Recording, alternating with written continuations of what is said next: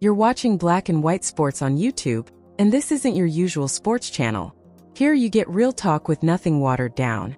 We speak honestly about the stories that actually matter, digging into topics most places avoid. If you want straight-up opinions, clear breakdowns, and bold conversations, you're in the right place. All right, Black and White Sports supporters. Well, I'm always talking to you guys about agenda in the WNBA, particularly when it comes to a coach of the Indiana Fever, Stephanie White. And, well, some more comments have come out by way of this interview she had with Sue Bird. Stephanie White came out with a huge statement that instantly grabbed everyone's attention. The Indiana Fever head coach didn't just point out a small problem. She called a large part of the WNBA's fast-growing fan base toxic. Let that sink in. She wasn't talking about random internet troublemakers or people who barely watch the sport. She was speaking directly to the new wave of supporters, the same group whose loud enthusiasm, sparked mostly by stars like Caitlin Clark, has helped push the league into the spotlight again, calling the very people who helped revive the league toxic, shocked fans across the country. It felt bold, careless, and honestly confusing. What made it worse was the complete silence from the WNBA's leadership. No clarification, no guidance, nothing. That quiet response made the situation feel even more out of control. Tiomeni. Stephanie's comments didn't come across as simple criticism. They sounded personal. And as expected, people reacted immediately. The backlash grew fast, and now the league is facing one of its most heated and uncomfortable moments in years. And, well, some more comments have come out by way of this interview she had with Sue Bird, and it's laced with, well, it's laced with the agenda, the very agenda I keep talking about. You see, the WNBA does not appreciate actual regular sports fans coming into their league, and yeah, regular sports fans are probably going to push back on your political agenda, your social agendas, all these kind of things. Sports fans don't need to see it. They don't want to see it. This whole situation blew up after Stephanie White appeared on the Bird's Eye View with Sue Bird podcast.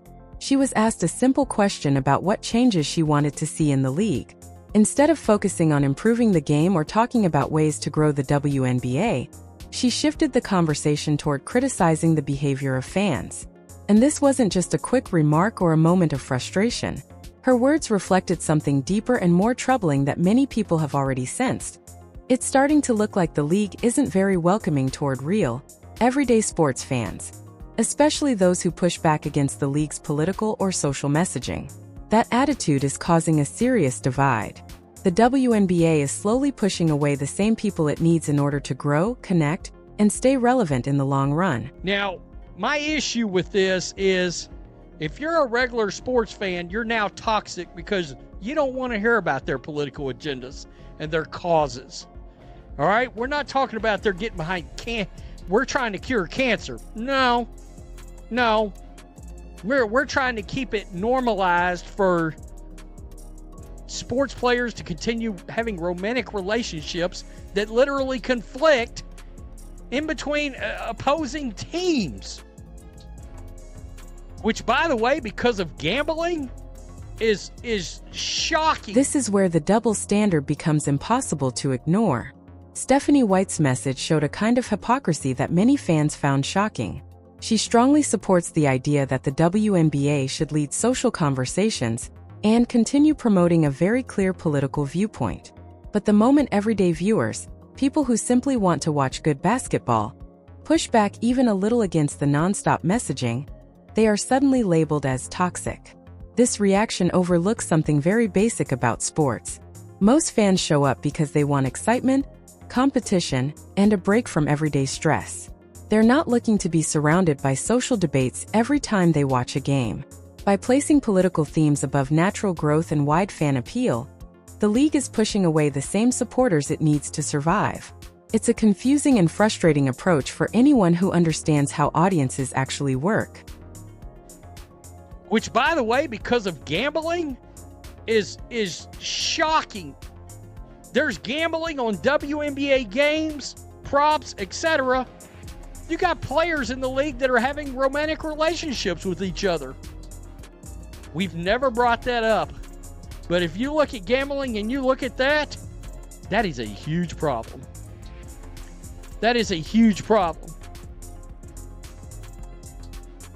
That's always the current concern with Stephanie White and a lot of these people involved with this league. Are you truly making basketball? Calling these new supporters toxic feels especially strange when you look at how quickly the WNBA has grown in such a short time. This rise in attention didn't happen slowly or by accident. It happened because stars like Caitlin Clark, Angel Reese, and Paige Buchers brought a huge wave of excitement to the sport. Their talent and charisma didn't just attract a few curious viewers, they brought millions of people to the league. Because of them, the WNBA is seeing record-breaking TV deals, packed arenas, and levels of interest that once seemed impossible. So for the league to turn around and criticize the very fans these players pulled in feels disrespectful. It's almost like blaming the audience for caring. And in many ways, it feels unfair to the athletes who are working hard every game to grow the sport and build this new momentum. It could not have come at a better time for the league, given that the Players Association is currently in negotiations with the WNBA league office for the next CBA. It should be noted. Do you believe that Adam Silver could have parlayed the media rights deal into a $2.2 billion deal without all these toxic regular sports fans that showed up? Of course not. Of course not. These fans bumped your ratings into places that they've never even sniffed before. Now think about this for a moment. Imagine Adam Silver, the head of the NBA, trying to negotiate a massive $2.2 billion media deal without the huge wave of new, everyday sports fans who are being unfairly called toxic. It wouldn't just be difficult, it would be completely impossible. These fans, the same ones being criticized, are the reason TV ratings have skyrocketed to levels the league has never seen before. Their support has created a huge financial boost that directly helps the players and the entire organization. Without the sudden explosion of interest sparked almost entirely by the talent and storylines surrounding stars like Caitlin Clark, the WNBA wouldn't even be anywhere near these major, life-changing deals. The league is finally experiencing real momentum and growing at a speed no one predicted. Yet, at the same time, it is pushing away the very people driving this success. It's a confusing and self-defeating decision, and honestly, it leaves many, including us at Black and White Sports, scratching our heads. Which is largely owed to players like Caitlin Clark, Angel Reese, and Paige Buchers entering the WNBA and thriving. It's hard to imagine the WNBA players would get the vastly increased salaries they're going to receive as part of a ratified CBA, or at least their salaries wouldn't increase to the same degree. Let me clean that up for you. Which is largely owed to players like Caitlin Clark. Period. Full stop. Full stop. Come on, stop that. Stop with this ridiculousness. But this attention on women's basketball isn't wholly positive. Now let's talk about the financial side, because the money at stake right now is unbelievably important for everyone in the WNBA. The Players' Union is in the middle of major negotiations with the league to create a new collective bargaining agreement, or CBA. And here's the key point. The higher pay and better benefits players are hoping to secure are directly tied to the league's recent surge in attention. That rise in interest didn't happen out of nowhere. It came largely from the buzz created by Caitlin Clark and the huge crowd of new supporters she brought with her. Without this massive jump in fans tuning in, buying tickets, and boosting ratings, the salary numbers players are pushing for wouldn't even be part of the conversation. Yet somehow, the league's leadership seems to forget that the money they want to distribute in these negotiations only exists because of these same fans. The people they're so quick to criticize are the very ones making this financial growth possible in the first place. But women in particular.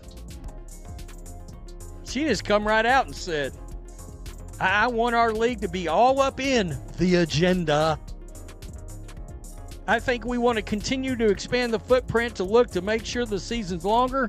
It's tough with the calendar. It's tough with everything we have to compete against, but these women deserve an opportunity to have this as their only job, number one, and to be able to play a true season, to have an off season so their bodies can recover. and hopefully we won't see the same amount of injury. I mean, it's ridiculous.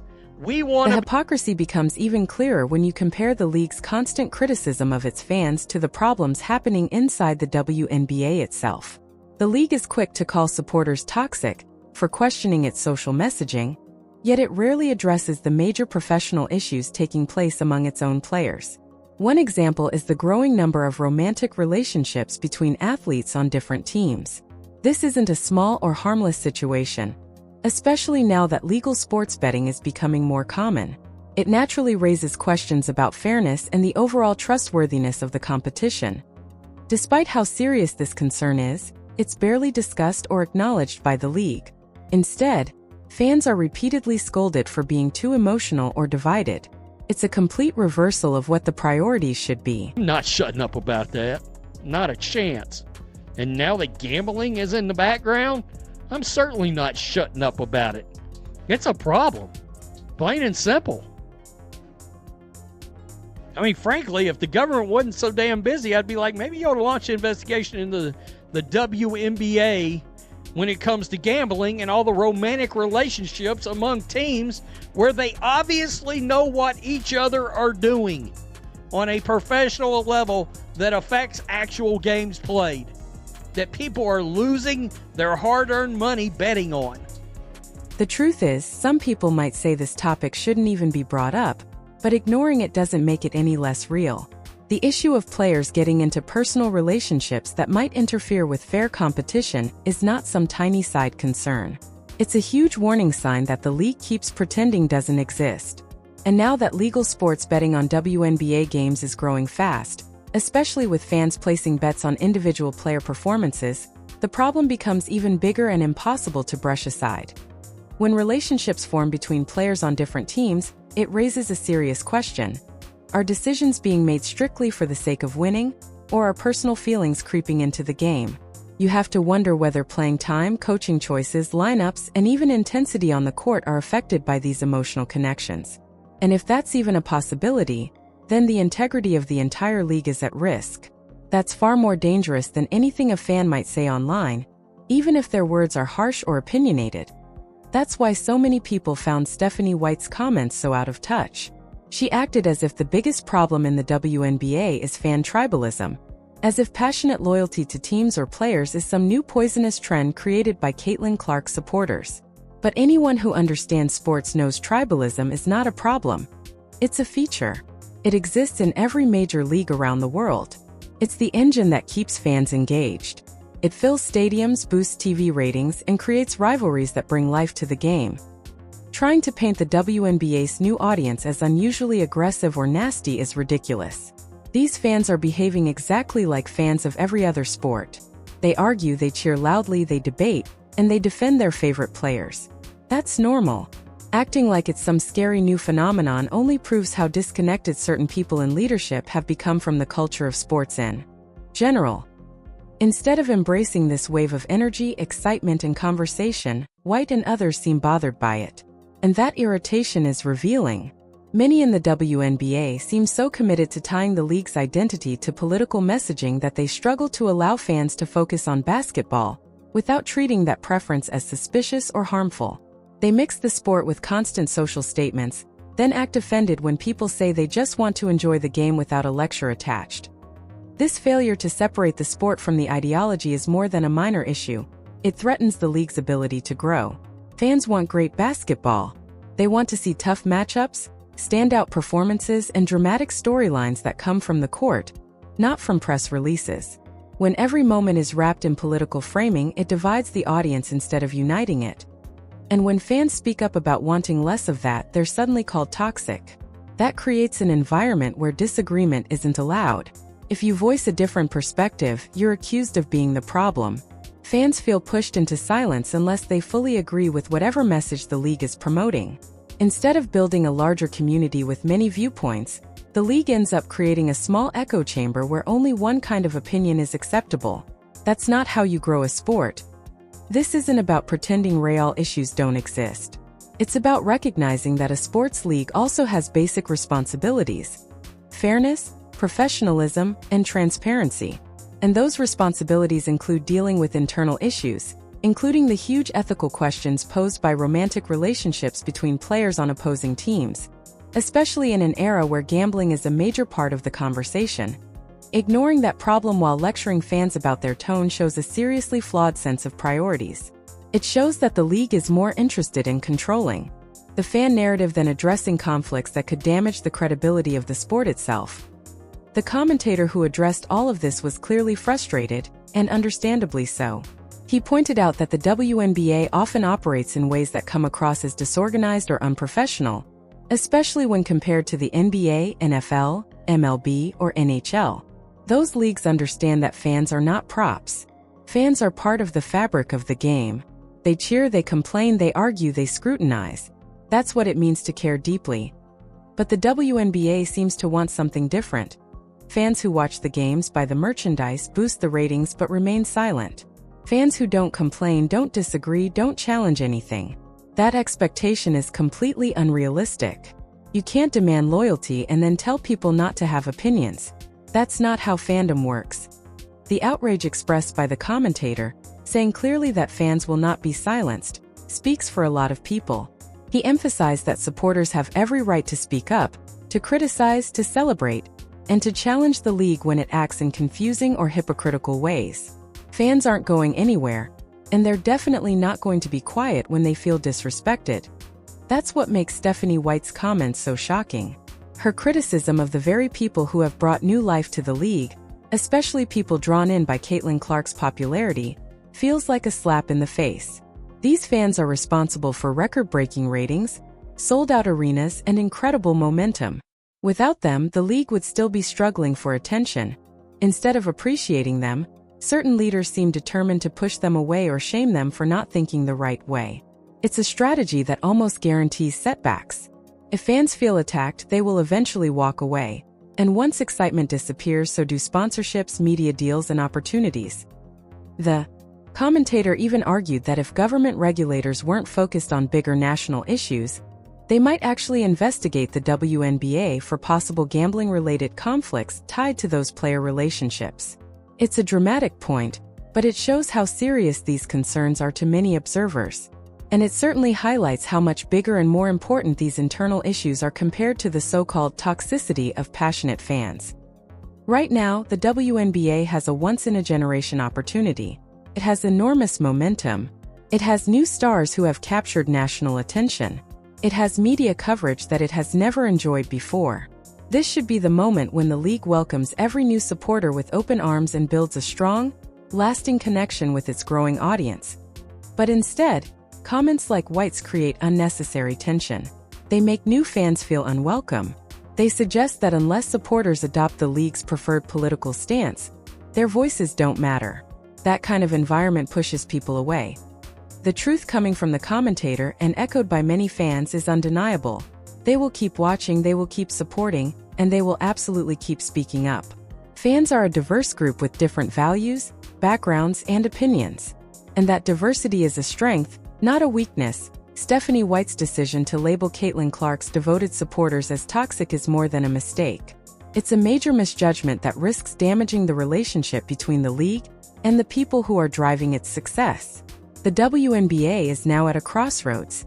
It must choose whether it wants to embrace a broad, diverse fan base, which is the only path to long-term growth, or continue down a narrow path that demands ideological agreement at the cost of losing the people who fuel its rise. The league's future depends entirely on the choice it makes next.